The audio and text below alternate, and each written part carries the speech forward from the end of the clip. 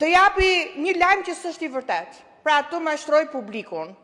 Unë nuk di ta them se si, me çfarë kurajo mund të dalësh, sepse të paktën 3 vende, dhe ky është një burim i sigurt, të paktën 3 vende anëtare nga 27 kanë pasur probleme me grup kapitullin e parë, ku janë 5 kapitull, të cilat nuk e kanë miratuar, e kanë shtyrë të paktën për të premten.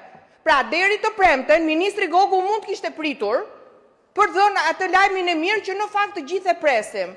Ndaj, Ministri Gogu, që shpëndan lajme krejt të pavërteta, për t'i dhënë Edi Ramës një merit që nuk e meriton, pavarësisht se ne si opozit miratuam edhe rezolutën për të shprehur vullnetin ton, si mundet që të mashtroj publikun, të dalit kërkoj falje, dhe thoj që ka qenë lajm i gënjeshtër ai që ai dha gazetarëve, të presi ditën e premte, dhe ditën e premte me shpresë të madhe do miratohet për ta kaluar pastaj tek Këshilli i Ambasadorëve.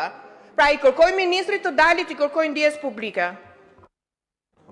Ministri ka kërkuar fjalën, po ju lutem ju tërheq vëmendjen në bazë rregullores për përdorimin e fjalëve të papërshtatshme dhe jo parlamentare, të cilat po dhe mund t'i them, po mirë është mos i them, për pafytyrësi dhe mashtrim nuk duhet përdoren.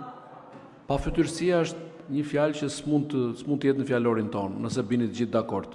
Po dhe nëse s'bini dakord, keni rënë dakord te kodi i sjelljes. Po zoti Gogu.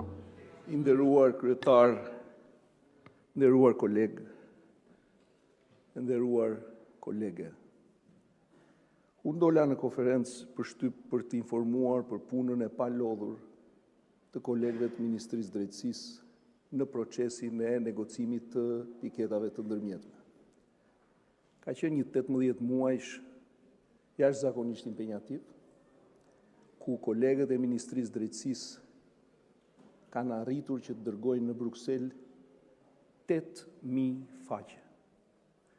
90